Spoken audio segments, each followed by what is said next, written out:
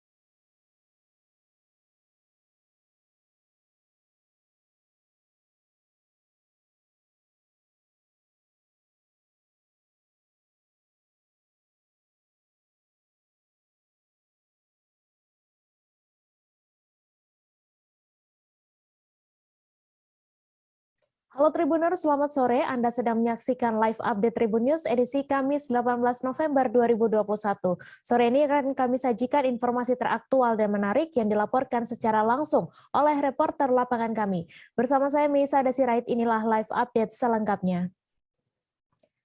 Kebakaran menghanguskan gedung Dinas Kependudukan dan Pencatatan Sipil atau Disdukcapil Kota Palembang pada Rabu 17 November. Kejadian mengejutkan ini langsung membuat seluruh staf maupun ASN di Disdukcapil Kota Palembang berhamburan, lari meninggalkan gedung untuk menyelamatkan diri. Termasuk Kepala Disdukcapil Palembang Dewi Isnaini yang saat kebakaran terjadi sedang berada di lantai 3, tepatnya di ruang rapat. Untuk mengetahui informasi selengkapnya akan disampaikan rekan Sinta, wartawan Tribun Sumsel yang kini sudah terhubung bersama kami. Halo Sinta.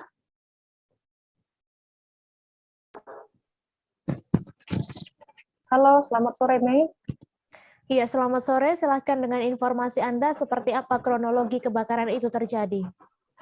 Baik, dapat kami laporkan bahwa memang kemarin itu di hari Rabu, itu masyarakat Kota Palembang itu dikagetkan dengan peristiwa kebakaran yang terjadi di kantor Disdukcapil Kota Palembang, di mana berdasarkan informasi yang kami himpun, api sendiri berasal dari lantai 2 di gedung Disdukcapil tersebut, tepatnya di ruang server seperti itu.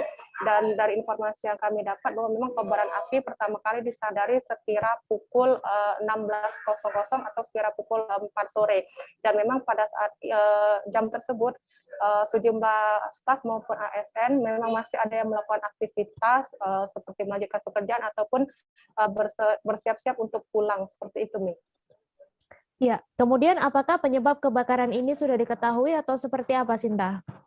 Baik, dapat kami laporkan bahwa hari ini tim lapor dari Polda Sumsel sudah mendatangi Disdukcapil untuk melakukan penyelidikan lebih lanjut seperti itu untuk mengetahui apa dan bagaimana kebakaran ini bisa terjadi. Namun berdasarkan dugaan awal sebelumnya polisi menyebutkan bahwa diduga kebakaran ini dikarenakan adanya korsleting listrik di lantai 2.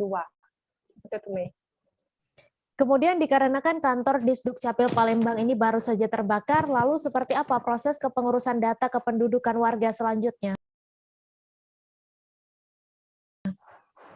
Baik, untuk kepengurusan data di kantor Disdukcapil sendiri menanggulanginya, masyarakat yang ingin mengurus keperluan data kependudukan dan lain sebagainya disarankan untuk mengurus di kantor lurah atau camat setempat dulu, untuk selanjutnya diteruskan ke Disdukcapil pusat. Sedangkan untuk operasional di kantor Disdukcapil sendiri Kota Palembang maksud kami itu masih belum beroperasional sampai waktu yang belum ditentukan, mengingat memang kebakaran ini telah mengakibatkan banyak sekali kerusakan khususnya dari berkas-berkas dari masyarakat seperti itu. Baik, Tribuners, wartawan kami juga telah melakukan wawancara dengan Kepala Disdukcapil Palembang. Berikut tayangannya untuk Anda.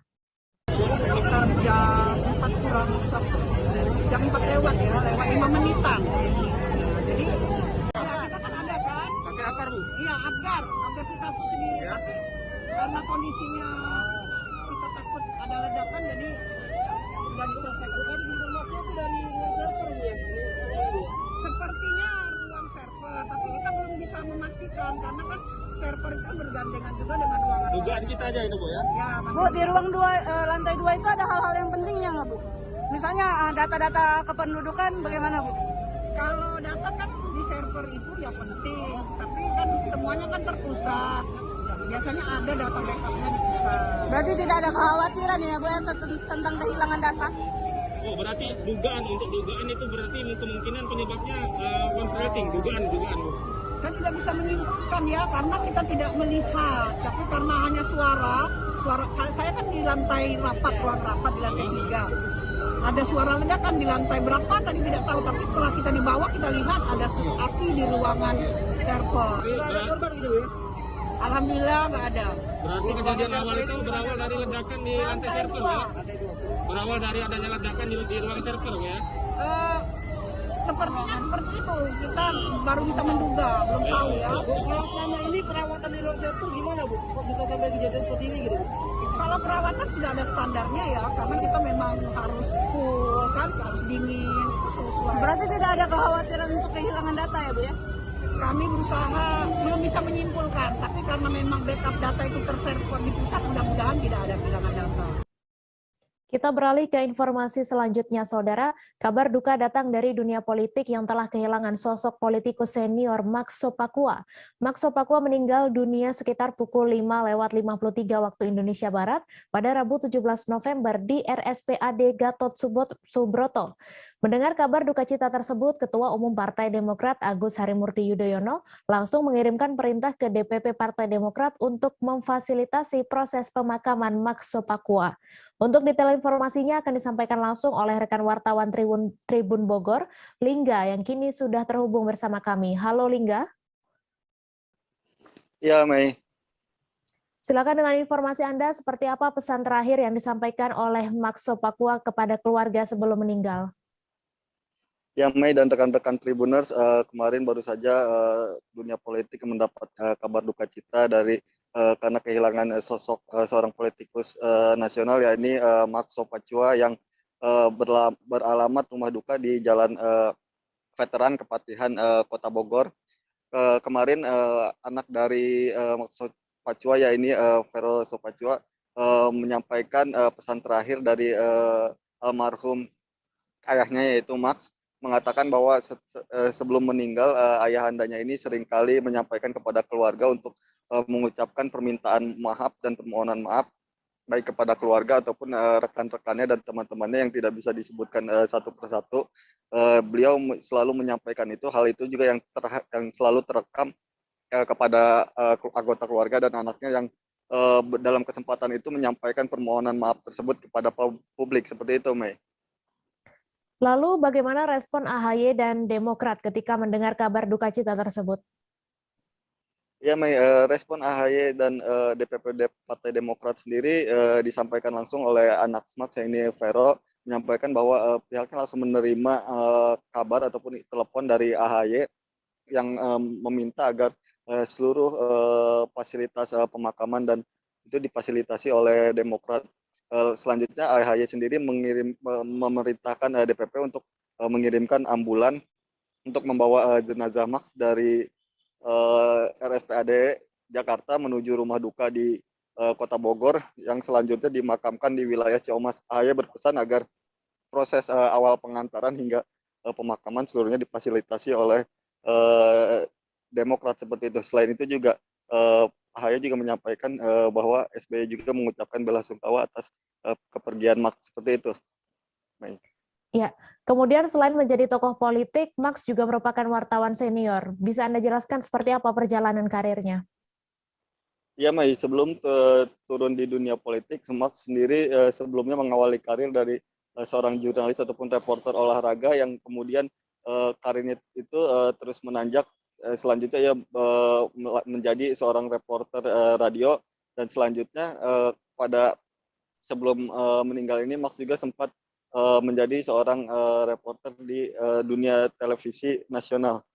Sosok Max sendiri memang bisa dibilang merupakan sosok pekerja keras yang dari awal karirnya melangkah dari bawah hingga sampai menjadi tokoh politik nasional. Bahkan Wali Kota Bogor Bima Arya sendiri menyebut bahwa Max memiliki kemampuan yang baik dalam segi berkomunikasi, baik dalam komunikasi politik maupun di bidang jurnalistik seperti itu, Mei. Baik Tribuners, wartawan kami juga telah menghimpun wawancara dengan anak Maxo Pacua. Berikut tayangannya untuk Anda. Saya meninggal dunia tadi pagi, menghembuskan nafas terakhir jam 5:53 di Rumah Sakit Pusat Angkatan Darat Gatot Subroto, Jakarta, setelah mengalami perawatan selama 1 bulan, 2 minggu di RSUD Kota Bogor, dan mungkin sekitar 2 minggu lebih di RSPAD. Dan indikasinya beliau menderita kanker di paru-paru yang stabil lanjut. Seperti amanat beliau bahwa beliau ingin dimakamkan di pemakaman keluarga satu lubang dengan almarhum mama saya, jadi akan dimakamkan di pemakaman keluarga di daerah Cikumas. Sedikit sosok beliau ini seperti apa, politisi Demokrat dan juga wartawan olahraga? Ayah saya seperti banyak yang tahu bahwa memulai karirnya dari wartawan olahraga, seperti di wartawan tulis, terus juga di radio, terus juga akhirnya masuk di televisi, terus gabung di partai politik. Kita beralih ke informasi selanjutnya, Saudara.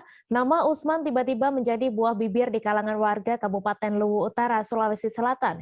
Ia ramai diperbincangkan warga usai menorehkan prestasi gemilang pada Pekan Paralimpik Nasional atau Peparnas 16 di Papua. Usman meraih 3 medali, yaitu 2 medali emas dan 1 medali perak. Untuk mengetahui lebih detailnya, sudah bergabung bersama kami rekan jurnalis Tribun Timur, Halik Mawardi, yang akan menyampaikan laporannya. Halo Halik. Halo Mei. Iya, bisa Anda jelaskan kapan Usman ini akan pulang? Jadi Usman merupakan atlet Paralimpik Provinsi Sulawesi Selatan yang bertanding di Peparnas Papua belum lama ini.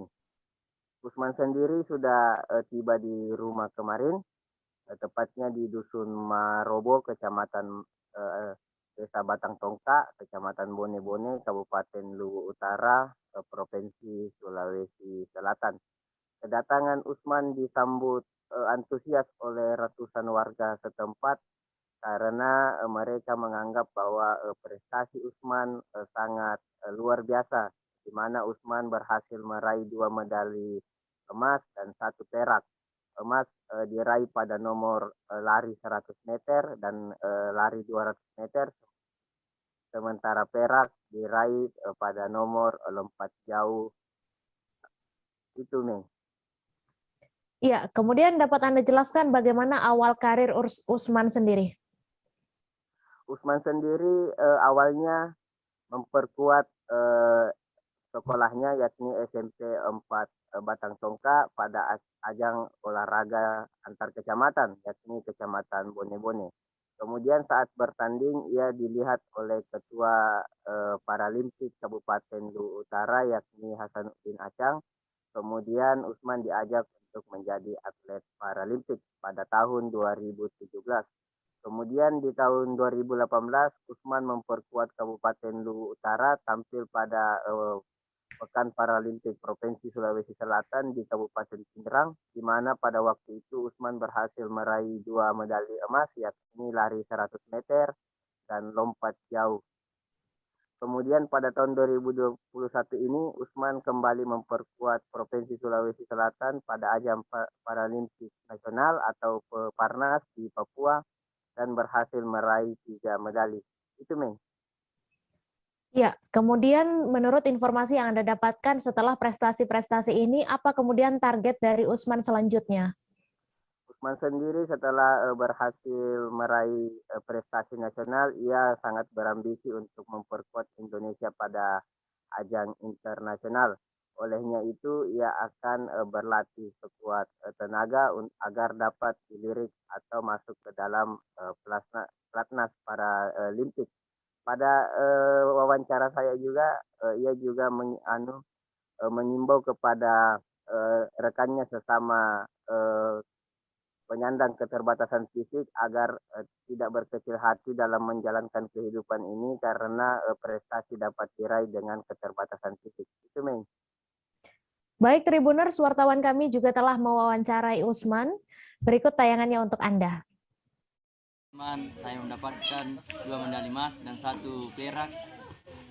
Alhamdulillah saya perkuatkan Sulsel. Medali ini saya serahkan kepada kedua orang tua saya dan keluarga saya dan kerabat-kerabat saya. Kita beralih ke informasi selanjutnya. Warga desa Kecamatan Melarak, Kabupaten Ponorogo tewas terjepit gorong-gorong sungai di depan rumahnya sendiri pada Rabu 17 November malam. Saat kejadian, korban Toto Haryanto berniat untuk membersihkan sampah yang terbawa arus air yang tersangkut di gorong-gorong sungai di depan rumahnya. Untuk informasi lengkapnya akan disampaikan oleh rekan Sofyan Arif, jurnalis Tribun Jatim yang kini sudah terhubung bersama kami. Halo Sofyan. Halo, selamat sore Mai. Halo, selamat sore Tribuners. Iya, selamat sore. Silakan dengan informasi Anda bisa dijelaskan kronologi korban terseret arus air di depan rumahnya hingga meninggal dunia. Iya, Mai, dapat dilaporkan memang pada kemarin hari Rabu terjadi hujan deras, terutama di Ponorogo bagian selatan, yaitu di Kecamatan Melarak dan sekitarnya. Nah, kebetulan hujan deras ini mengakibatkan sungai yang ada di depan rumah korban, yaitu di Desa Melarak, Kecamatan Melarak ini meluap. Setelah dia melihat sungai tersebut, ternyata ada gumpalan sampah yang menyumbatnya sehingga dia berinisiatif untuk membersihkan sampah tersebut. Dia mengambil sampah tersebut dengan terjebur langsung ke sungai dan mengambilnya satu persatu. Celakanya pada saat sampah itu diambil, arus sungai ini semakin deras, Mai, karena untuk hujan sendiri semakin lebat dan celakanya Toto ini tidak sadar sehingga Toto ini langsung terbawa arus sungai dan masuk ke dalam gorong-gorong tersebut. Begitu, Mai. Iya, kemudian menurut informasi yang Anda dapatkan bagaimana proses evakuasi korban yang terjepit di dalam gorong-gorong? Ya, setelah korban ini teriak minta tolong, untungnya di situ ada warga yang mendengar, sehingga warga langsung berlari ke sumber suara, dan terlihat tangan korban, langsung warga itu menarik tangan korban tersebut, namun ternyata tidak bisa karena kakinya itu terjepit gorong-gorong. Hal lain juga karena arusnya sangat deras, sehingga tubuh korban itu tidak bisa diangkat, Mai. Lalu warga meminta bantuan warga lain, sehingga banyak tetangga-tetangga yang datang dan berinisiatif untuk menjebol gorong-gorong tersebut. Karena memang ini membutuhkan waktu yang lama, karena gorong-gorong ini juga cukup tebal, membutuhkan waktu lebih dari 15 menit, hampir setengah jam untuk menjebol gorong-gorong tersebut. Akhirnya tubuh korban ini bisa diangkat, namun dalam keadaan sudah meninggal dunia. Lalu adakah imbauan dari pemerintah setempat dengan datangnya musim hujan ini? Ya, memang dari PMK Ponorogo sendiri sudah mengimbau kepada warga untuk tetap waspada dengan bencana hidrometeorologi yang datang bersamaan dengan musim hujan ini, baik itu banjir maupun tanah longsor, karena selain di Melarak, musibah juga terjadi di Desa Gedangan, Kecamatan Rayon, Kabupaten Ponorogo. Kemarin ada tanah longsor yang menimpa salah satu rumah warga, yaitu rumah Pak Tukijo. Ini rumah Pak Tukijo ini ambruk setelah tanah longsor di belakang rumahnya ini menimpa tembok, dan tembok tersebut langsung rubuh. Untungnya tidak ada korban jiwa dalam peristiwa tersebut karena Pak Tukijo dan keluarganya bisa menyelamatkan diri, Mai. Baik, terima kasih Sofyan Arif atas laporan Anda. Selamat bertugas kembali. Terima kasih. Kita beralih ke informasi selanjutnya, Saudara. Sekelompok preman di Lampung tiba-tiba datang dan mengancam pekerja proyek pembangunan jalan dengan pisau.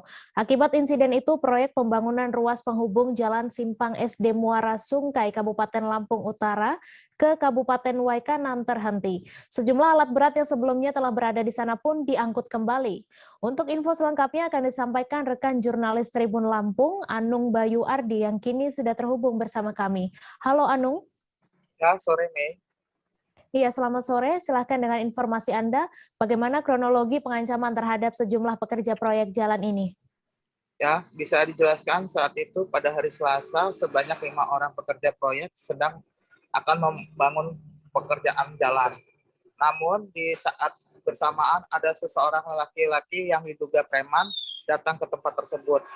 Tanpa alasan yang jelas, pria tersebut mengancam pekerja itu.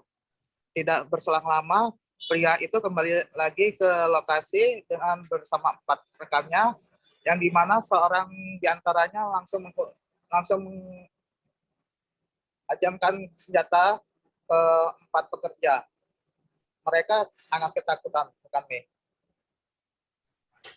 Ya, kemudian menurut korban, apa yang menjadi alasan pelaku melakukan pengancaman, lalu bagaimana dampak pengancaman itu terhadap pengerjaan proyek jalan ini? Ya, bisa dijelaskan kami, untuk motif pelaku sendiri belum diketahui karena mereka tiba-tiba langsung pergi meninggalkan lokasi. Kemudian mereka terlihat shock dan keesokan harinya mereka melaporkan kejadian tersebut ke Polres Lampung Utara. Lalu terkait laporan di kepolisian, apakah sudah ada perkembangan atau seperti apa? Ya, rekan Mei, bisa dijelaskan saat ini Polres Lampung Utara sudah melakukan penyelidikan dengan memanggil keterangan saksi ataupun terduga terlapor. Saat ini mereka sudah mengklaim pihaknya sudah mengetahui berapa nama yang diduga terlapor tersebut ke kami. Penyelidikan masih berlangsung hingga nanti dapat dipublikasikan ke media ke kami. Baik, Tribuners, wartawan kami juga telah menghimpun wawancara dengan korban. Berikut tayangannya untuk Anda. Ya, laporan terkait apa? Ancaman, Pak. Ya, saya dan kawan-kawan kerja di sana lagi mengenang proyek di Muara Pantai. Awalnya warga sana mengancam kami dengan senjata tajam untuk membongkar yang kami sudah pasang untuk baik lagi bumi. Alasan mereka apa? Alasan itu tanah kami. Sementara yang kita kerjakan proyek jalan ya? Proyek jalan. Kamu diancam pakai apa? Senjata tajam. Jenis apa? Badik. Ada sekitar berapa orang? Sekitar 6 orang. Sekitar 6 orang. Ya. Terus kita berlari menyelamatkan diri atau bagaimana? Kami menghindar. Mereka mengamuk suruh bongkar semua, apabila itu dibakar alat kami. Tidak apabila tidak dibongkar. Jadi kamu kan pergi dari sini? Kami sudah satu kali pergi. Ada berapa tukang yang ngerjain itu semuanya? 10 orang. Sekitar 10 orang. Iya. Kejadian jam berapa itu? Sekitar jam 7. Jam 7 pagi? Sudah maghrib. Malam? Oh. Tapi kita tidak sempat dilukai ya? Tidak. Karena kita berlari dari. Iya. Kami akan kembali seusai jeda sejenak, saudara, tetap di Live Update. Oke, apa kabar Bang Arifki di sini untuk strateginya? Kalau saya sendiri di Jumip 37 ini yang semalam baru mulai, saya udah sebenarnya aku nggak ngerasa itu penangkapan atau penggerebegan atau apapun itu, karena juga posisinya aku kriteria. Jadi kita mengenal disebut dengan stroke yang tidak berdarah dengan stroke yang berdarah.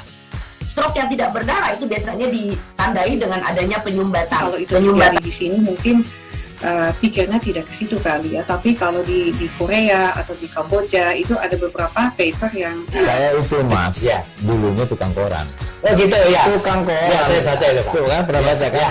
Jadi kalau saya jadi pangdam itu udah bersyukur banget si anak ini dijadikan sebagai tersangka begitu ya. Kalau ini kita bicara yang di luar kasus Situbondo ya, dengan nama hujan shower, di mana terdapat batas jelas antara daerah hujan dan tidak hujan yang biasanya terjadi pada fase awal mature stage atau tahap berbahaya itu Kang. Jadi mulai artinya terjadinya perlembekan. Nah itu untuk penetrasi akan sulit. Gitu ya.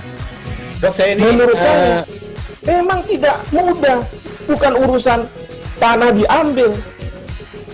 Kalau misalnya Amerika Serikat sekarang, Rasulullah mengatakan dalam sebuah hadis bahwa berpuasa di 6 hari Syawal itu. Oke, apa kabar Bang Arifki di sini untuk strateginya? Kalau saya sendiri di Jumip 37 ini yang semalam baru mulai, saya udah Sebenarnya aku nggak ngerasa itu penangkapan atau penggerebekan atau apapun itu. Karena gini loh, posisinya aku kriteria. Jadi kita mengenal disebut dengan stroke yang tidak berdarah dengan stroke yang berdarah. Stroke yang tidak berdarah itu biasanya ditandai dengan adanya penyumbatan. Kalau itu terjadi di sini mungkin pikirnya tidak ke situ kali ya. Tapi kalau di Korea atau di Kamboja itu ada beberapa paper yang saya itu mas, dulunya tukang koran. Oh gitu ya. Tukang koran. Ya, saya baca itu Pak. Tuh kan pernah baca kan? Ya. Jadi kalau saya jadi tanggam itu udah bersyukur banget. Si anak ini dijadikan sebagai tersangka begitu. Ya, kalau ini kita bicara yang di luar kasus Situbondo ya. Dikenal dengan nama hujan shower, di mana terdapat batas jelas antara daerah hujan dan tidak hujan yang biasanya terjadi pada fase awal mature stage atau tahap Berbahaya dewasa. itu Kang. Jadi mulai artinya terjadinya perlembekan. Nah itu untuk penetrasi akan sulit. Gitu ya. Dok, saya ini menurut saya memang tidak mudah, bukan urusan tanah diambil. Kalau misalnya Amerika Serikat sekarang, Rasulullah mengatakan dalam sebuah hadis bahwa berpuasa di 6 hari Syawal itu. Oke, apa kabar Bang Ariski di sini untuk strateginya? Kalau saya sendiri di Jumip 37 ini yang semalam baru mulai, saya udah pas. Sebenarnya aku nggak ngerasa itu penangkapan atau penggerebekan atau apapun itu. Karena gini loh, posisinya aku kriteria. Jadi kita mengenal disebut dengan stroke yang tidak berdarah dengan stroke yang berdarah. Stroke yang tidak berdarah itu biasanya ditandai dengan adanya penyumbatan. Kalau itu terjadi di sini mungkin pikirnya tidak ke situ kali ya. Tapi kalau di Korea atau di Kamboja itu ada beberapa paper yang saya itu mas, dulunya tukang koran. Oh gitu ya. Tukang koran. Ya, saya baca itu Pak. Tuh kan pernah baca kan? Ya. Jadi kalau saya jadi tanggam itu udah bersyukur banget. Si anak ini dijadikan sebagai tersangka begitu. Ya, kalau ini kita bicara yang di luar kasus Situbondo ya. Dikenal dengan nama hujan shower, di mana terdapat batas jelas antara daerah hujan dan tidak hujan yang biasanya terjadi pada fase awal mature stage atau tahap Berbahaya dewasa. itu Kang. Jadi mulai artinya terjadinya perlembekan. Nah itu untuk penetrasi akan sulit. Gitu ya. Dok, saya ini menurut saya memang tidak mudah, bukan urusan tanah diambil. Kalau misalnya Amerika Serikat sekarang, Rasulullah mengatakan dalam sebuah hadis bahwa berpuasa di 6 hari Syawal itu. Oke, apa kabar Bang Ariski di sini untuk strateginya? Kalau saya sendiri di Jumip 37 ini yang semalam baru mulai, saya udah pas. Sebenarnya aku nggak ngerasa itu penangkapan atau penggerebekan atau apapun itu. Karena gini loh, posisinya aku kriteria. Jadi kita mengenal disebut dengan stroke yang tidak berdarah dengan stroke yang berdarah. Stroke yang tidak berdarah itu biasanya ditandai dengan adanya penyumbatan. Kalau itu terjadi di sini mungkin pikirnya tidak ke situ kali ya. Tapi kalau di Korea atau di Kamboja itu ada beberapa paper yang saya itu mas, dulunya tukang koran. Oh gitu ya. Tukang koran. Ya, saya baca itu Pak. Tuh kan pernah baca kan? Ya. Jadi kalau saya jadi tanggam itu udah bersyukur banget. Si anak ini dijadikan sebagai tersangka begitu.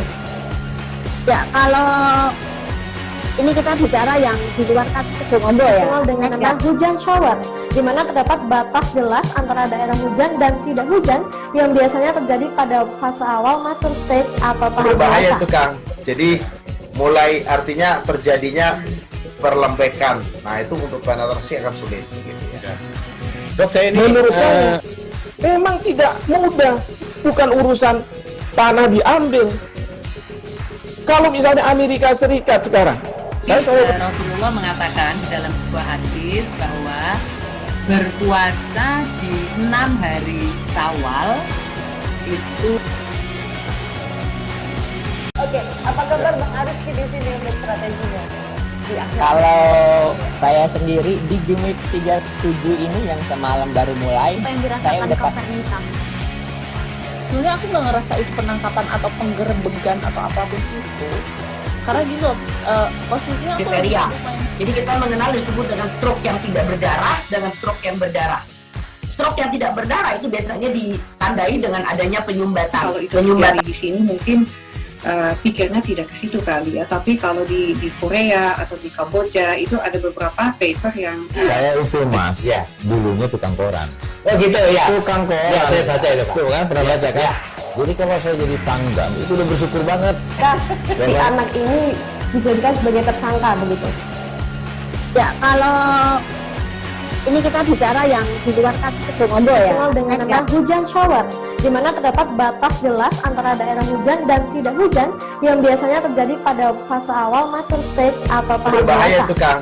Jadi mulai artinya terjadinya perlembekan. Nah itu untuk penetrasi akan sulit. Gitu ya. Terima kasih Anda masih menyaksikan live update. Mantan Kepala Sekolah SD Negeri 79 Palembang, Nurmala Dewi, kembali menjalani sidang kasus dugaan penyelewengan dana BOS SD 79 Palembang. Sidang digelar secara tatap muka diketuai oleh Hakim Mangapul Manalu di Pengadilan Tipikor Palembang pada Rabu 17 November. Pada sidang kali ini, JPU Kejari Palembang menghadirkan 2 orang saksi, yakni dari pihak sales penerbit buku 3 serangkai bernama Denny dan saksi ahli kerugian negara bernama Rodian. Untuk info selengkapnya akan disampaikan rekan jurnalis Ripoku.com, Nisya, yang kini sudah terhubung bersama kami. Halo Nisya.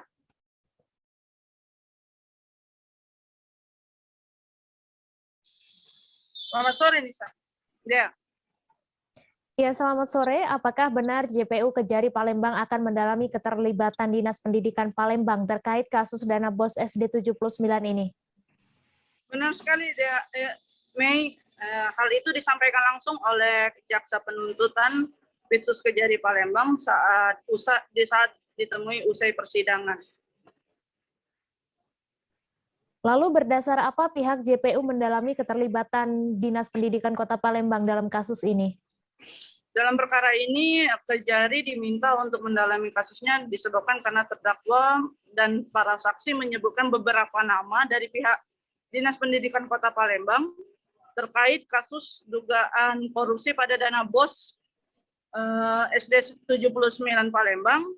Itu juga disampaikan terdakwa, bahkan terdakwa mengatakan ada beberapa pihak yang meminta uang padanya. Seperti itu, Mei. Kemudian apakah sebelumnya pihak Dinas Pendidikan Kota Palembang telah dihadirkan dalam persidangan atau bagaimana? Oke, untuk pihak Dinas Pendidikan Kota Palembang sendiri sudah ada yang di beberapa nama yang dipanggil untuk menjadi saksi di persidangan. Hanya saja saat ditemui awak media di luar ruang sidang, hampir semua para saksi itu tidak mau memberikan statementnya sedikit pun terkait keterangan mereka sebagai saksi dalam kasus ini. Seperti itu, Nih. Baik, Tribuners, wartawan kami juga telah melakukan wawancara dengan JPU Pitsus Kejari Palembang. Berikut tayangannya untuk Anda. Keterangan ahli intinya dia mendukung terkait pembuktian kerugian negara sama mendukung pembuktian dakwaan jaksa penuntut umum. Terkait keabsahan atau sah tidaknya pencairan triwulan 3 dikarenakan berdasarkan keterangan dari tim manajemen BOS kemarin bahwa pencairan ini Pak, keterangan ahli intinya dia mendukung terkait pembuktian kerugian negara sama mendukung pembuktian dakwaan jaksa penuntut umum. Terkait keabsahan atau sah tidaknya pencairan triwulan 3 dikarenakan berdasarkan keterangan dari tim manajemen BOS kemarin bahwa pencairan dana BOS triwulan 3 SDN 79 tidak dilampirkannya dokumen persyaratan, salah satunya itu adalah laporan pertanggungjawaban triwulan 2 dana BOS SDN 79. Tapi di triwulan 3 dananya bisa cair. Seperti itu. Kalau menurut juknisnya itu tidak bisa dicairkan dan ahli tadi berpendapat bahwa hal tersebut seharusnya tidak bisa dicairkan. Itu. Namun kenyataannya dari tim manajemen BOS Diknas Kota Palembang mencairkan dana BOS triwulan 3 SDN 79 Kota Palembang. Nah, kalau besarannya itu kalau nggak salah sekitar 300-an kalau nggak salah, 300 atau 200-an. Kalau secara juknis itu sudah menyalahi juknis seperti itu. Tapi untuk apakah ada penyimpangan di situ perlu dilakukan pendalaman lebih jauh kan. Ini manajemen BOS dari pihak dinas. Sesuai dengan surat keputusan dari wali kota, tim manajemen BOS tahun 2019 itu dari Diknas Kota Palembang. Memang kalau untuk yang dari 3 serangkai ini dia memang hanya untuk buku wajib. Kalau buku wajib secara juknisnya itu memang dia ada satu kesalahan, harusnya itu dibayarkan langsung. Tapi bayarkan langsung dalam artian harusnya dibayarkan by transfer, tapi ini kan secara cash antara terdakwa Zainab dengan pihak penerbit. Kalau itu tidak boleh. Dalam kasus ini berarti lebih dari satu pihak penerbit buku ya, Pak? Oh iya, ada beberapa penerbit buku. Kita beralih ke informasi selanjutnya, Saudara. Kantor wilayah DJBC Kalimantan bagian Selatan berupaya maksimal untuk menekan peredaran rokok dan minuman keras ilegal. Kali ini sebanyak 1.080.720 batang dan 37 botol miras berhasil dimusnahkan. Dengan total semuanya mencapai 1,131 miliar dengan potensi kerugian negara sebesar 495,3 juta rupiah. Untuk info selengkapnya akan disampaikan rekan jurnalis Banjarmasin Post, Rahmadi, yang kini sudah terhubung bersama kami. Halo Rahmadi. Halo Mei. Silakan dengan informasi Anda, dapat Anda informasikan kenapa barang-barang tersebut dimusnahkan? Oke, baik, dapat saya sampaikan. Sejumlah barang-barang ini dianggap ilegal masuk ke Provinsi Kalimantan Selatan, khususnya di Kota Banjarmasin. Nah, barang-barang ini dianggap telah melanggar Undang-Undang Nomor 39 Tahun 2007 tentang cukai, yang mana modusnya masuk ke Kota Banjarmasin tanpa dilengkapi label cukai. Seperti itu, Mei. Kemudian bagaimana cara pemusnahan sejumlah barang ilegal tersebut? Oke, di sini saya jelaskan dulu ada 2 jenis barang yang dimusnahkan, yaitu rokok dan miras. Nah, rokok sendiri itu dimusnahkan dengan cara dibakar dan juga sebagiannya lagi ditimbun di tempat pembuangan akhir. Nah, kemudian untuk miras ini dimusnahkan dengan cara dipecahkan botolnya sebagian dan sebagiannya lagi dihancurkan dengan mobil alat berat. Begitu, Mei. Lalu apakah rokok yang dimusnahkan ini terdiri dari berbagai merek dan merek apa saja? Oke, betul sekali. Berdasarkan catatan dari Bea Cukai bagian Kalimantan Selatan, ada 39 merek, yakni diantaranya rokok Gel Export, Nes Blackberry, CS, NS Bot, NS GP 46 dan sebagainya. Nah, ini merupakan rokok-rokok yang tidak dijual secara bebas di warung-warung, namun memiliki pangsa pasarnya sendiri, yakni para pegawai buruh kasar, karena dianggap rokok ini terbilang cukup murah dan karena tidak masuk tanpa biaya cukai itu tadi. Begitu, Mei. Baik, Tribuners, wartawan kami juga telah melakukan wawancara dengan Kepala Kantor Wilayah DJBC Kalbaksel. Berikut tayangannya untuk Anda. Ini Pak, untuk rokok ini karena keadaan ekonomi kita ini sekarang sedang krisis, ini termasuk sumber penerimaan juga Pak, yang cukup signifikan untuk membantu perekonomian kita. Dan memang selama ini selain dia dialokasikan untuk kesehatan Pak, kompensasi dari kerusakan yang diakibatkan rokok ini, dia juga membantu untuk sektor-sektor lain dalam perekonomian kita. Itu Pak, ini. Dan rokok ini cukup besar Pak, sumbangsinya buat industri rokok. Dari mana Pak rokok ini Pak, sama minumannya? Ini rata-rata dari Jawa. Rata-rata. Kalau kita sejauh ini belum ada yang dari luar. Kecuali yang untuk perbatasan seperti Riau itu benar ada masuk dari luar. Tapi kalau kita sementara sejauh ini.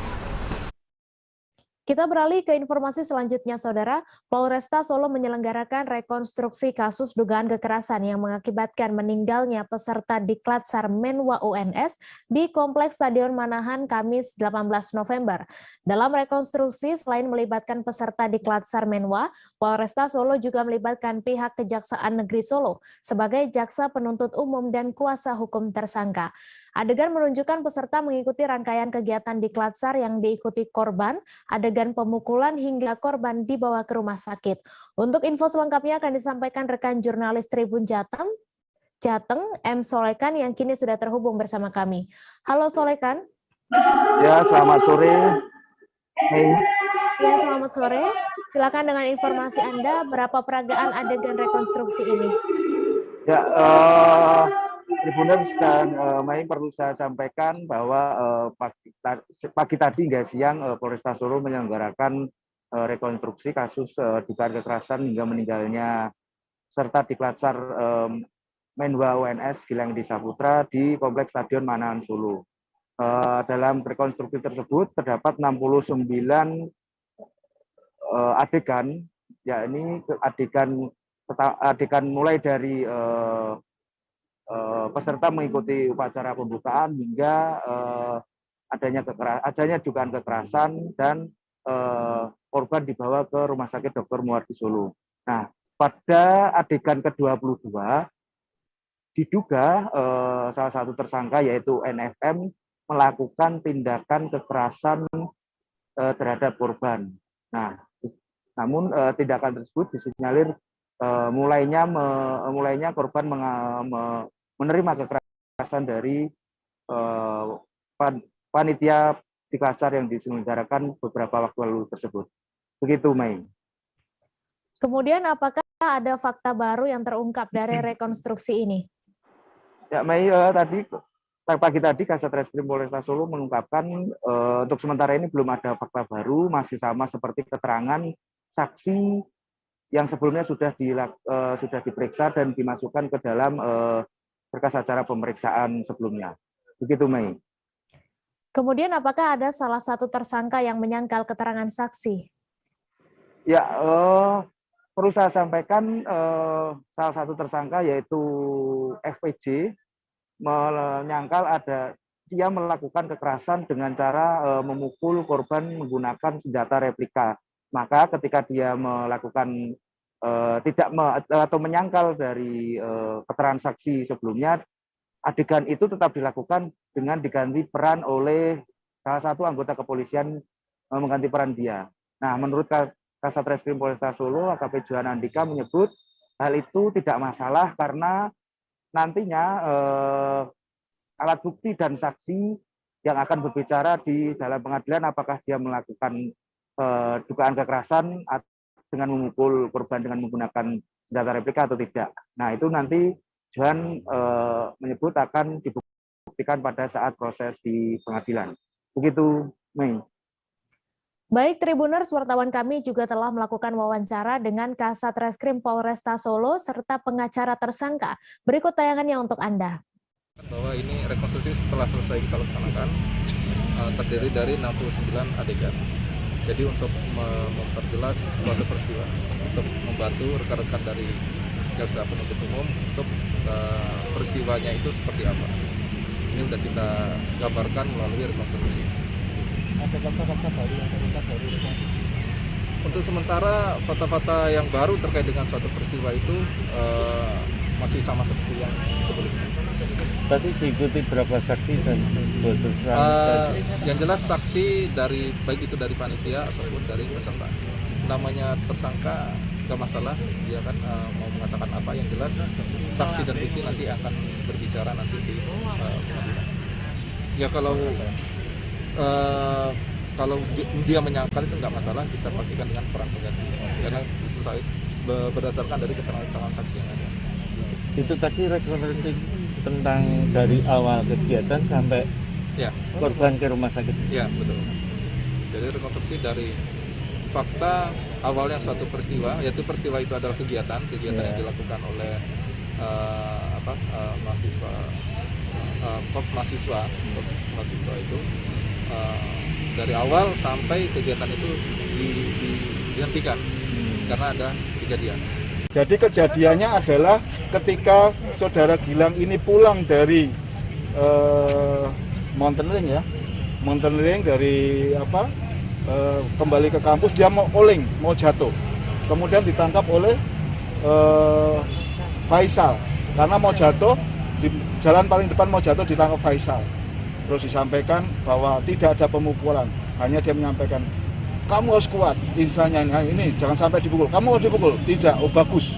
Terus senjatanya dikepalin, itu semua ditolong oleh Faisal. Jadi tangannya pun masih ketika mau oleng itu dia agar tidak jatuh ke lantai atau ke taman sebelahnya. Itu kejadiannya itu. Jadi yang betul seperti itu menurut Faisal, hanya versi yang lain menyatakan bahwa ada pemukulan, keraskan lehermu, itu mungkin versi yang lain. Dan Faisal menolak untuk menyatakan itu bahwa itu tidak benar. Hanya benar tadi saksi yang lain juga menyatakan tidak mau jatuh tapi ditangkap. Dan saya turut berduka cita atas kondisi Mas Gilang, tapi dia adalah pahlawan dari orang tuanya yang seorang TNI yang artinya rela untuk berkorban demi bangsa dan negara. Nasionalisme Mas Gilang kita angkat jempol. Akhirnya resimen mahasiswa adalah wujud dari pelaksanaan dari cinta berbangsa bernegara. Sehingga pengorbanannya Mas Gilang kita hargai, kemudian kita hormati dan kita turut berduka cita. Namun penegakan hukum untuk yang terjadi akan kita tegakkan sebagaimana kewajiban penasihat hukum, jaksa. Kita beralih ke informasi selanjutnya. Aksi unjuk rasa dilakukan ribuan petani penggarap di lahan tebu milik PG Jati 7 pada Kamis 18 November. Para petani itu mengatasnamakan diri sebagai Aliansi Milenial Membela Rakyat Indramayu. Mereka mendatangi Pendopo Indramayu menuntut agar diizinkan untuk bercocok tanam di lahan milik PG Jati 7 yang berlokasi di perbatasan antara Kabupaten Indramayu dan Kabupaten Majalengka, tepatnya di wilayah Kecamatan Tugdana, Cikedung. Untuk info selengkapnya akan disampaikan rekan jurnalis Tribun Cirebon, Handika Rahman, yang kini sudah terhubung bersama kami. Halo Handika. Halo Mei. Silakan dengan informasi Anda, aksi unjuk rasa yang dilakukan para petani itu terkait soal apa? Baik Mei, dapat kami informasikan bahwa aksi unjuk rasa yang dilakukan oleh ribuan petani penggarap di lahan tebu PG Jati 7 ini sudah berulang kali terjadi ya, dan ini untuk kali kesekian mereka melakukan aksi unjuk rasa. Para petani yang mengatasnamakan Aliansi Milenial Membela Rakyat Indramayu atau AMERI ini pada siang hari tadi mendatangi Pendopo Indramayu. Mereka sengaja datang ke kantor pemerintahan Kabupaten Indramayu itu agar diizinkannya kembali mereka untuk menggarap lahan tersebut dan meminta kepada pemerintah daerah agar lahan tebu yang saat ini merupakan lahan tebu tersebut dikembalikan fungsinya menjadi perhutanan dan juga persawahan. Mei. Kemudian latar belakang apa yang mendorong mereka untuk melakukan aksi unjuk rasa ini? Baik Mei, dapat saya sampaikan juga menurut keterangan dari salah satu petani, jadi lahan tersebut sudah lama mereka garap, namun saat itu fungsinya adalah persawahan dan perhutanan berupa pepohonan mangga dan lain sebagainya. Mereka sudah menggarap lahan tersebut sejak sekitar tahun 2014, namun saat ini mereka tidak bisa menggarap karena lahan tersebut rencananya akan difungsikan secara seluruhnya menjadi petani tebu, lahan tebu. Di sisi lain, para petani khususnya yang berada di wilayah Kabupaten Indramayu, mereka menolak lahan yang masuk wilayah administrasi Kabupaten Indramayu itu dijadikan lahan tebu. Mereka ingin fungsi dari lahan itu dikembalikan menjadi lahan persawahan dan lahan pertanian. Mengingat dari lahan itu satu-satunya mata pencaharian mereka untuk memenuhi kebutuhan hidup sehari-hari. Mereka juga sangat meminta kepada pemerintah daerah untuk menindaklanjuti persoalan ini ke pemerintah pusat agar konflik yang terus berkepanjangan tersebut bisa secepatnya diselesaikan. Baik, terima kasih Handika atas laporan Anda. Selamat bertugas kembali. Kita beralih ke informasi selanjutnya, Saudara. Kasus dugaan perampasan aset atau mafia tanah dengan nilai kerugian mencapai 17 miliar rupiah dengan korban Nirina Zubir berhasil diungkap Polda Metro Jaya. Pihak kepolisian langsung menggelar konferensi pers kasus perampasan aset tanah milik keluarga Nirina Zubir. Dalam rilisnya, Polda Metro Jaya turut menghadirkan 3 tersangka. Ketiga tersangka yang dihadirkan dalam konferensi pers itu ialah Riri Hasmita, selaku asisten rumah tangga almarhum Ibu Nirina, Endrianto yang merupakan suami Riri, dan Faridah yang sudah ditahan polisi. Untuk info selengkapnya akan disampaikan rekan jurnalis Tribun News, Fandi Permana, yang kini sudah terhubung bersama kami. Halo Fandi. Halo Mei, selamat sore Tribuners. Selamat sore. Silakan dengan informasi Anda, apa peran 3 tersangka ini dalam kasus pengambil alihan aset atau mafia tanah milik keluarga Nirina Zubir? Ya, melaporkan langsung dari Polda Metro Jaya Jakarta bahwa sekitar 1 jam yang lalu baru saja digelar konferensi pers terkait dengan kasus dugaan perampasan aset tidak bergerak atau dugaan kasus mafia tanah yang korbannya merupakan salah satu selebritas tanah air, yaitu Nirina Zubir, dengan total kerugian ditaksir mencapai 17 miliar.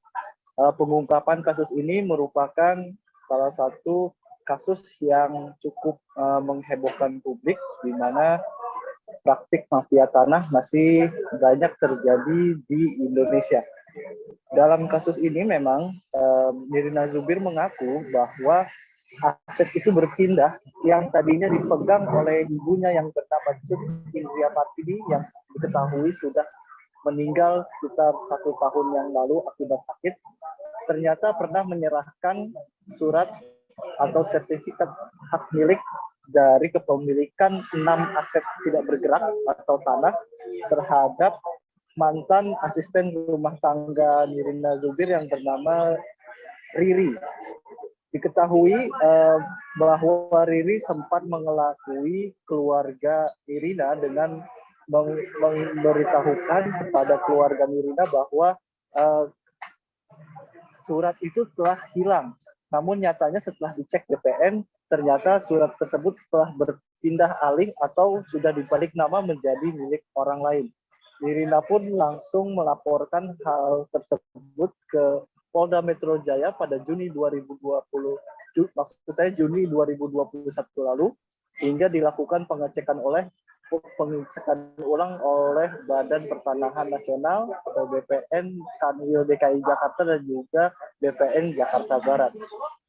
Dan hasilnya ditemukan bahwa aset itu telah dijual dan juga berpindah tangan, bahkan aset tersebut diagunkan untuk mengajukan kredit ke beberapa bank dengan nilai kredit mencapai miliaran rupiah.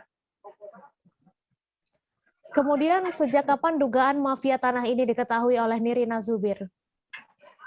Ya, Nirina Zubir sebelumnya sudah menggelar konferensi pers pada hari Rabu kemarin tanggal 17 November bahwa kecurigaan ini muncul setelah mantan asisten rumah tangganya itu sudah tidak bekerja lagi di kediaman orang tua Nirina. Memang asisten rumah tangga tersebut dipekerjakan oleh Nirina untuk mendampingi ibunya yang saat itu masih sedang sakit. Namun setelah itu, ketika Nirina ingin mengurus surat atau dokumen-dokumen dari kepemilikan tanah milik ibunya yang rencananya akan diurus oleh para ahli waris, ternyata surat tersebut sudah tidak dipegang oleh almarhum ibunya, dan ketika Nirina berinisiatif untuk mengecek langsung ke Badan Pertanahan Nasional, dan di situ diketahui bahwa sertifikat hak milik maupun surat-surat dari aset tak bergerak itu ternyata telah berpindah tangan, dan kemudian dilakukan penelusuran hingga dibuatkan laporan polisi pada bulan Juni 2021 lalu.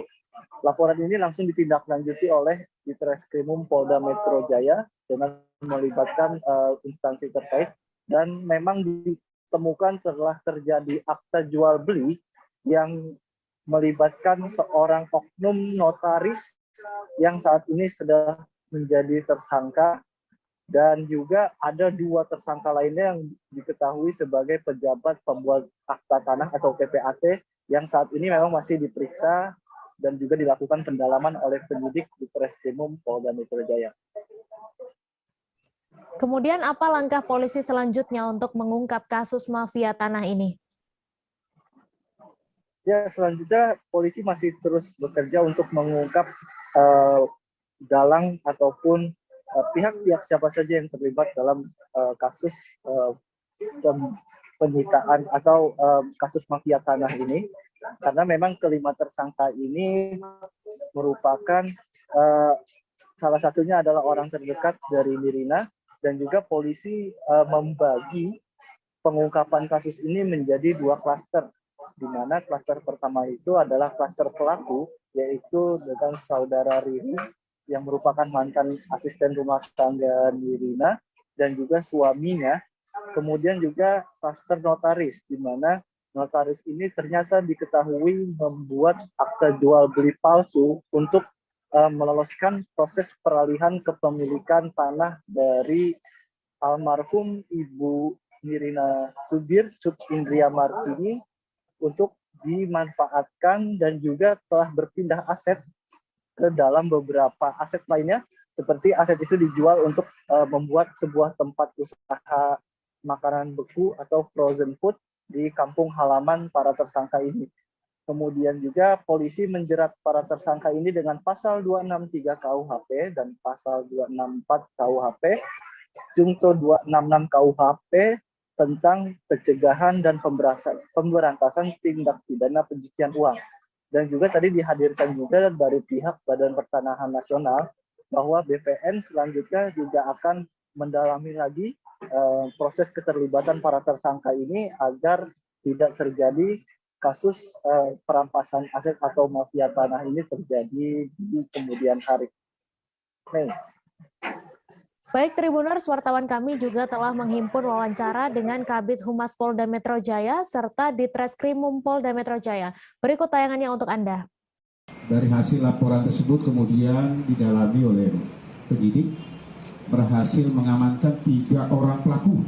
3 orang pelaku yang kita amankan ini, ada 2 orang ini adalah suami istri yang merupakan mantan asisten rumah tangga daripada si korban atau almarhum. Kemudian 1 lagi tersangka adalah notaris.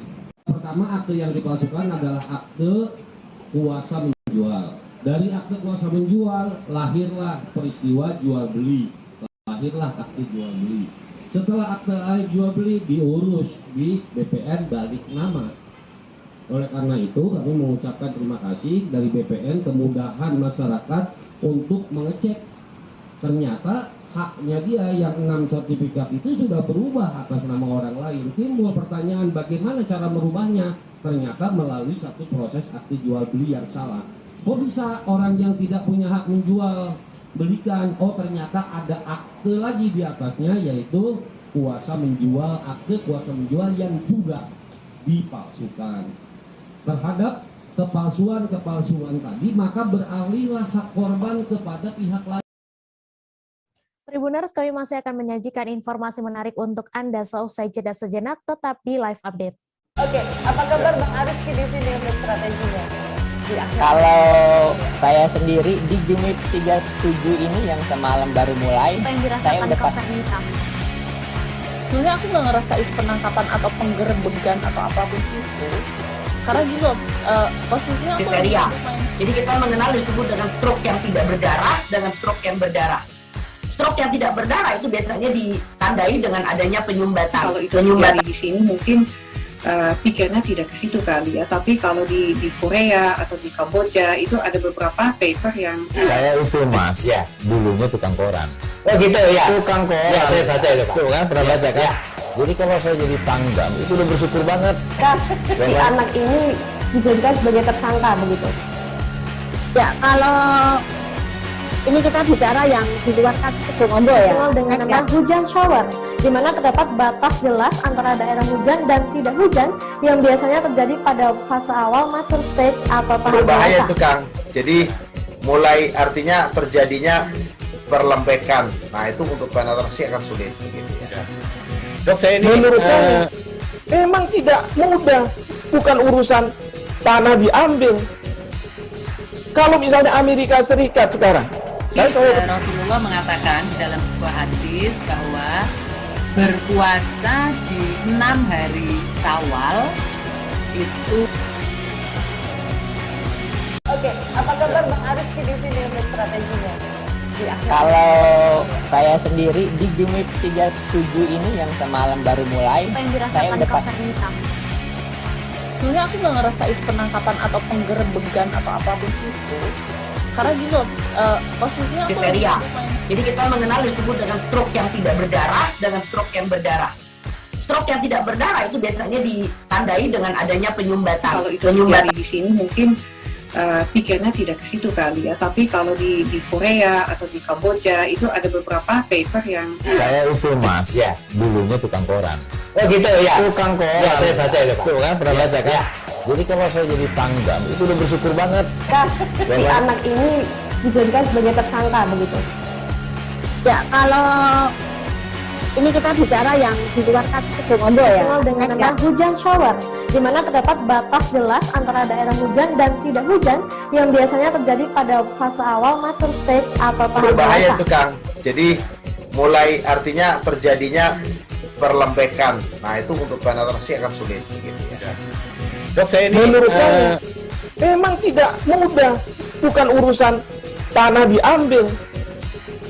Kalau misalnya Amerika Serikat sekarang, Rasulullah mengatakan dalam sebuah hadis bahwa berpuasa di 6 hari Syawal itu.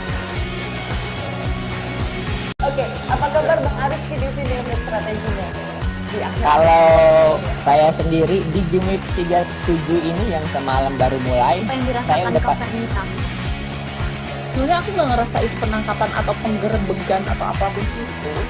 Karena gini loh, posisinya aku Kriteria. Jadi kita mengenal disebut dengan stroke yang tidak berdarah dengan stroke yang berdarah. Stroke yang tidak berdarah itu biasanya ditandai dengan adanya penyumbatan. kalau itu terjadi di sini mungkin pikirnya tidak ke situ kali ya, tapi kalau di Korea atau di Kamboja itu ada beberapa paper yang Saya itu Mas, dulunya tukang koran. Oh gitu ya. Tukang koran. Ya, saya baca itu, Pak. Tuh kan pernah baca kan? Jadi kalau saya jadi pangdam itu udah bersyukur banget. Si anak ini dijadikan sebagai tersangka begitu. Ya, kalau ini kita bicara yang di luar kasus Sebongombo ya. Dengan nama hujan shower, di mana terdapat batas jelas antara daerah hujan dan tidak hujan yang biasanya terjadi pada fase awal mature stage atau tahap Berbahaya dewasa. itu Kang. Jadi mulai artinya terjadinya perlembekan. Nah itu untuk penetrasi akan sulit. Gitu ya. Dok, saya ini menurut saya memang tidak mudah, bukan urusan tanah diambil.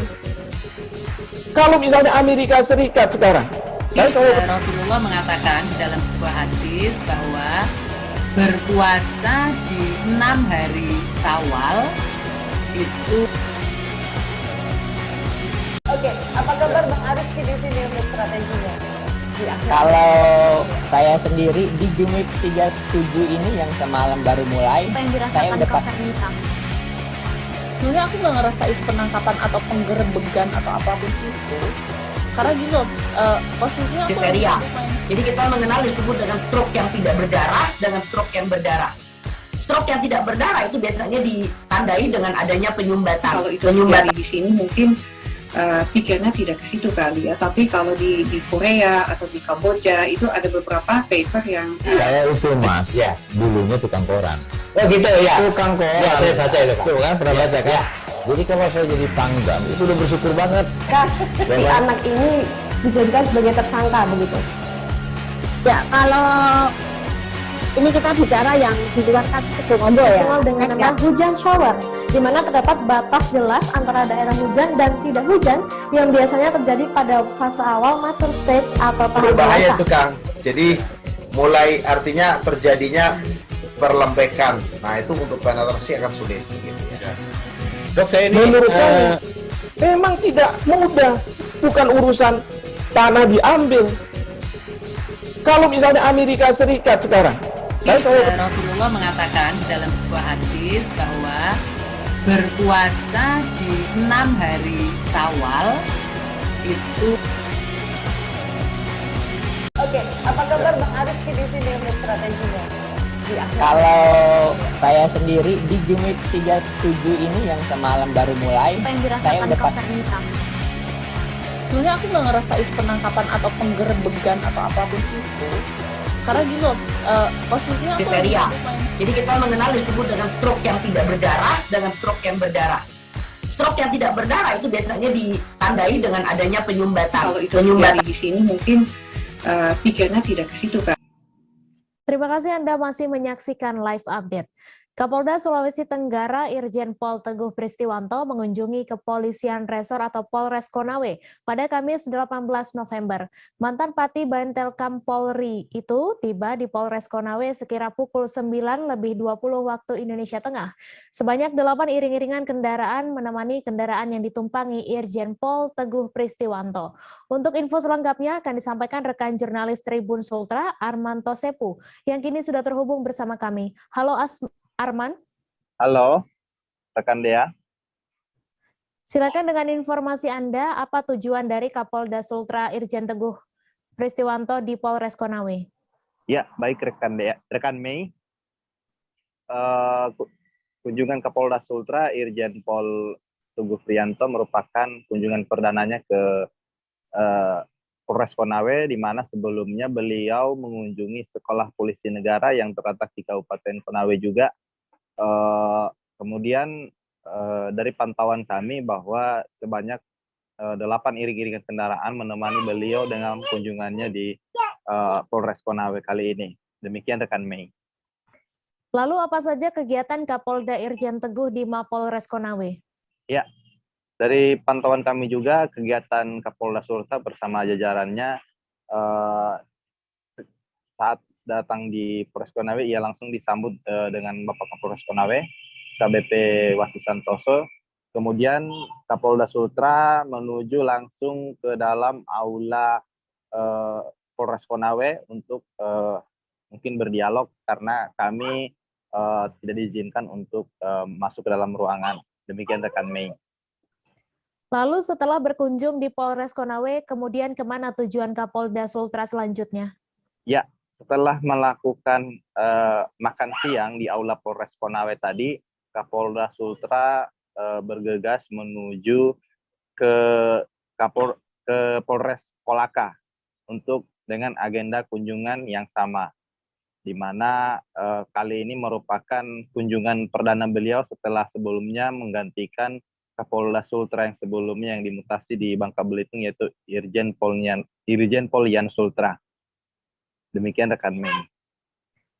Kemudian menurut pantauan Anda di lapangan, siapa saja yang menyambut kedatangan Kapolda Sultra ini dan siapa saja rombongan yang datang bersama Kapolda? Baik rekan Mei. Dari pantauan kami, Kapolda Sultra ini disambut langsung dengan upacara penyambutan yang dipimpin langsung Kapolres Konawe AKBP Wasi Santoso.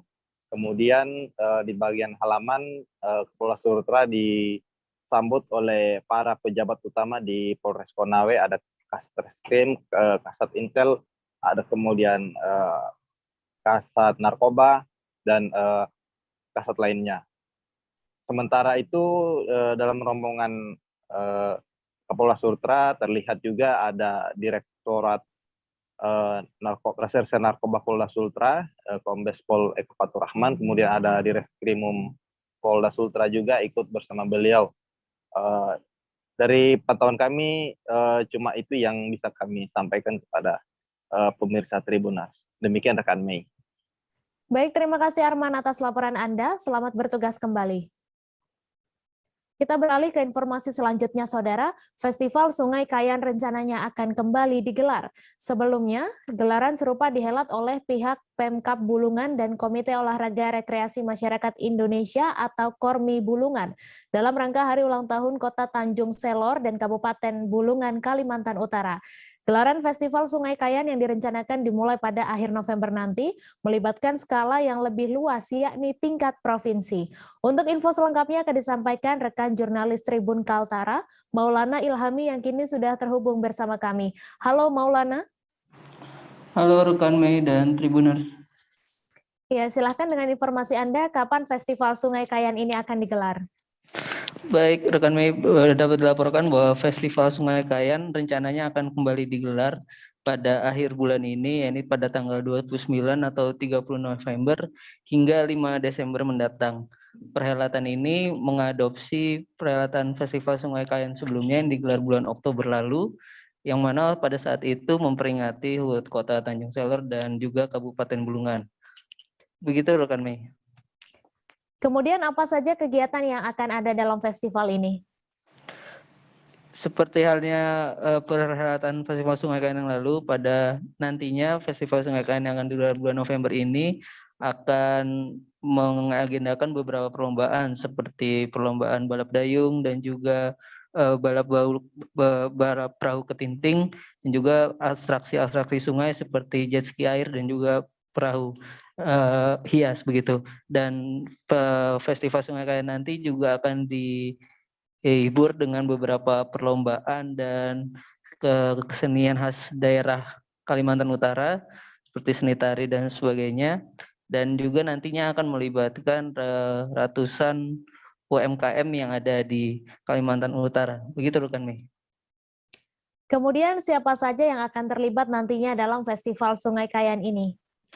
Iya, bila sebelumnya Festival Sungai Kayan yang digelar bulan Oktober lalu itu hanya melibatkan warga Kota Tanjung Selor dan Kabupaten Bulungan saja yang ikut perlombaan seperti balap dayung dan balap ketinting, pada nantinya Festival Sungai Kayan yang akan digelar bulan November ini skalanya akan lebih luas. Artinya tingkat provinsi, nantinya peserta dari kabupaten lain seperti Nunukan, Tarakan, Malinau, dan juga Tanah Tidung itu juga dapat berpartisipasi dan dapat menyemarakan gelaran Festival Sungai Kayan di bulan November nanti. Begitu rekan Mei. Baik, terima kasih Maulana atas informasi Anda. Selamat bertugas kembali. Kita beralih ke informasi selanjutnya, Saudara. Vaksinasi COVID-19 di Kabupaten Tanah Laut, Kalimantan Selatan hingga sekarang masih terus bergulir.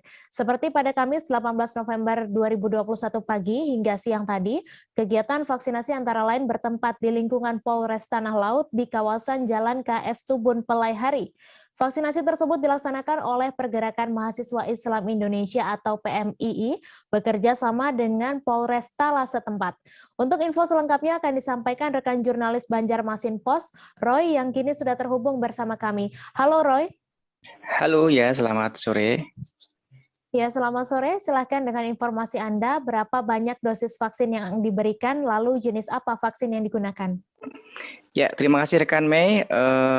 Vaksinasi yang hari ini pagi tadi tepatnya dilaksanakan oleh PMII Tanah Laut menggunakan jenis vaksin Sinovac, karena memang jenis vaksin inilah yang lebih mudah didapatkan. Kemudian untuk dosisnya mereka menyiapkan sebanyak 300 dosis. Demikian rekan Mei. Kemudian peserta vaksinasinya apakah masyarakat umum di sekitar Polres Tala atau seperti apa? Ya, seperti pada sejumlah pelaksanaan vaksinasi lainnya di Tanah Laut, pada kali ini juga PMII juga membuka diri terhadap semua masyarakat Tanah Laut untuk ikut serta dalam kegiatan vaksinasi tersebut.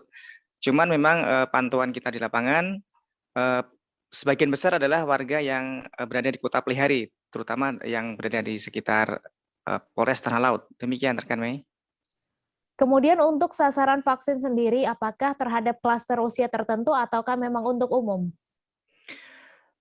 Berdasarkan pantauan dan juga penjelasan dari panitia penyelenggara dari PMII Tanah Laut, peserta vaksinasi meliputi mencakup semua klaster usia.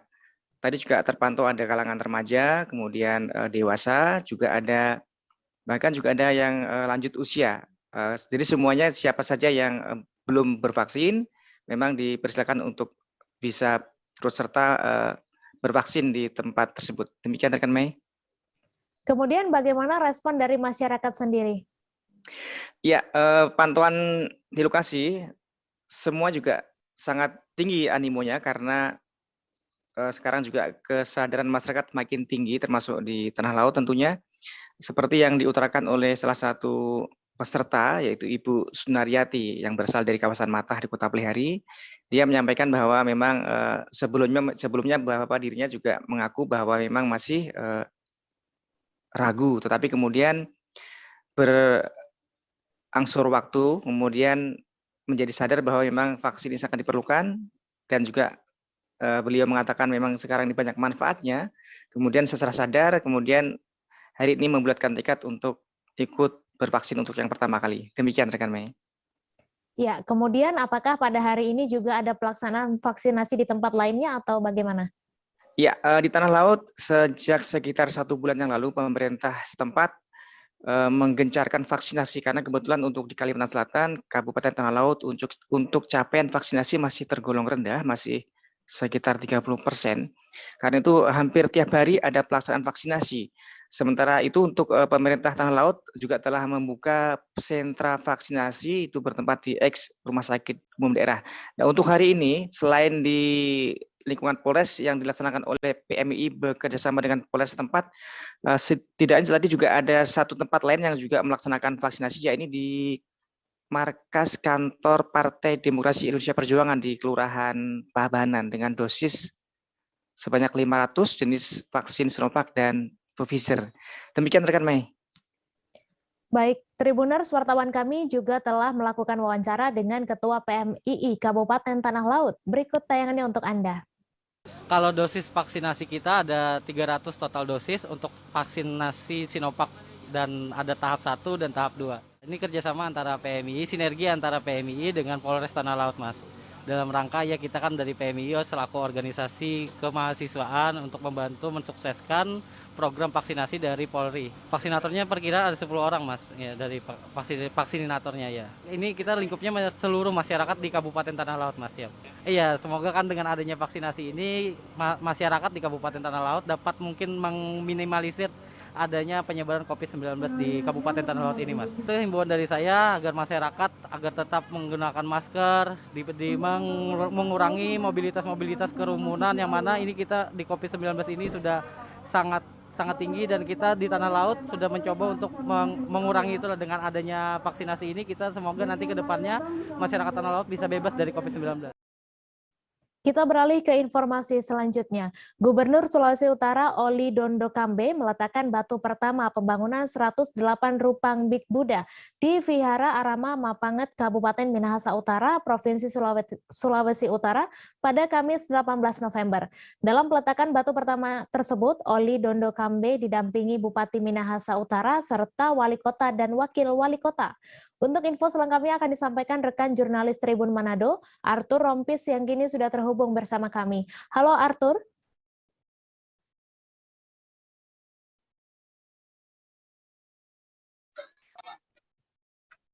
Ya, selamat malam, Mi. Selamat malam Arthur, silahkan dengan informasi Anda bagaimana suasana peletakan batu pertama. Ya, terima kasih Mei dan Tribuners. Tadi Gubernur Sulut Oli Dondo Kambe baru saja meletakkan batu pertama pembangunan 108 Rupang Big Buddha di Vihara Arama di Kebun Kesadaran di Desa Kolongan, Mapanget, Kabupaten Minahasa Utara, Provinsi Sulawesi Utara. Dan tadi Tribuners, Big Buddha ini sementara dibangun. Jadi ada yang patungnya sudah selesai, ada juga patung-patung yang sementara dibuat, dan juga Tribuners direncanakan Big Buddha 108 Rupang ini akan menjadi lokasi peribadatan dan juga lokasi ziarah, dan juga menjadi salah satu lokasi wisata. Karena memang ada daya tarik wisata di sini, karena ini adalah satu-satunya di Indonesia 108 patung Rupang, dan juga direncanakan pembangunan patung Buddha setinggi 25 meter. Jadi ini akan menjadi yang tertinggi di Indonesia, dan juga bisa berpotensi mendatangkan turis terutama turis yang berasal dari Asia Timur, di mana ekonominya maju dan juga di sana banyak penganut agama Buddha. Demikian, Mei. Baik Tribuners, wartawan kami juga telah menghimpun wawancara dengan Ketua Pengurus Vihara Arama Kebun Kesadaran Kolongan. Berikut tayangannya untuk Anda. Kami memang teman-teman juga menghadap Bapak Gubernur untuk meminta bantu beliau dalam rangka peletakan batu pembangunan 108, jadi jumlahnya 108 Big Buddha di wihara kami di Arama Kebun Kesadaran Kolongan. Nah, beliau bersedia dan menyatakan datang hari ini dan kami persiapkan. Karena yang datang juga ada Bapak Bupati Minahasa Utara, Bapak Ketua Dewan Minahasa Utara, Bapak Wali Kota Manado, kemudian Bapak Wakil Wali Kota Manado, serta jajaran juga dari Kanwil Agama juga, dan para camat datang. Kemudian banyak kumtua yang saya lihat tadi juga hadir. Kemudian Bapak Gubernur tadi datang, kemudian menandatangani prasasti. Ada prasasti di sini nanti bisa diperlihatkan. Prasasti ya, peletakan batu pembangunan 108 Big Buddha di Arama Kebun Kesadaran. Setelah Bapak Gubernur tanda tangan prasasti, Bapak Gubernur meletakkan batu. Tadi Bapak Gubernur meletakkan batu yang besar ya sebagai tanda ya bahwa pembangunan ini direstui, dan juga ada para biku ya, ada 5 biku tadi yang mendoakan semoga proses pembangunan juga berjalan dengan lancar ya, Kemudian sebagai informasi bahwa di wihara Arama Kebun Kesadaran ini seperti terlihat ya, di sini ada pembangunan patung Buddha yang rencananya adalah 108 jumlahnya. Sejauh pengetahuan kami itu pembangunan ini adalah yang terbanyak di seluruh Indonesia, 108. Kemudian di sana, di kejauhan sana akan dibangun juga wihara ya, gedung wihara kami yang kami rencanakan. Di atas wihara itu ada patung Buddha yang tertinggi di Indonesia juga, dengan tingginya 25 meter ya, 25 meter. Jadi akan menjadi patung Buddha tertinggi di Indonesia. Kita beralih ke informasi selanjutnya, Saudara. Seorang lelaki dilaporkan hilang misterius di sekitar Jalan Cadas Pangerang, Sumedang. Kini pencarian sedang dilakukan tim gabungan SAR, polisi, TNI, dan masyarakat setempat, termasuk keluarga lelaki hilang itu. Kabar yang diterima keluarga melalui telepon istrinya pada Selasa 16 November malam adalah sebuah rekaman suara minta tolong dan kabar bahwa lelaki itu dijerumuskan ke jurang. Untuk info selengkapnya akan disampaikan rekan jurnalis Tribun Jabar, Kiki Andriana, yang kini sudah terhubung bersama kami. Halo Kiki. Baik, selamat petang, Mei. Iya, silakan dengan informasi Anda, sejak kapan korban dilaporkan hilang oleh keluarganya? Baik, berdasarkan informasi yang saya terima, korban dilaporkan hilang oleh keluarganya pada hari Selasa malam.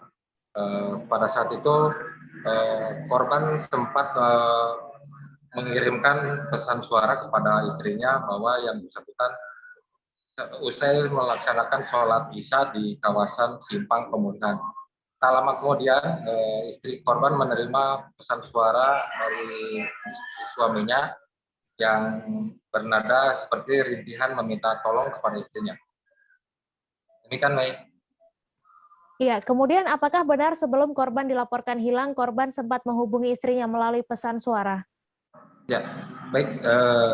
Korban sempat mengirimkan pesan suara sebanyak 2 kali kepada istrinya bahwa yang bersangkutan seperti meminta tolong dan ada suara seperti rintihan yang seperti disiksa atau dianiaya.